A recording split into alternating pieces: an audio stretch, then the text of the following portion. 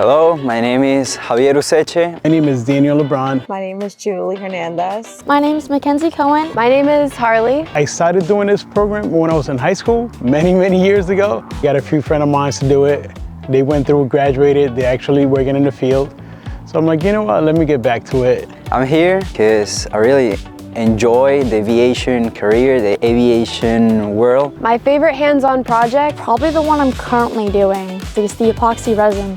It's honestly so much fun. But when we use the simulators, that's really fun. Leveling the plane and painting the aircraft. After graduation, I'm looking to work in general aviation. I'm trying to get into helicopters. My goal is to be a pilot, but I'm here because that's really important to know how the plane works. I want to do hydraulics. I really want to do hydraulics. I would like to get into a major airline. I think I'm gonna go for the major airlines. A pilot license and my mechanic license, that's gonna be great.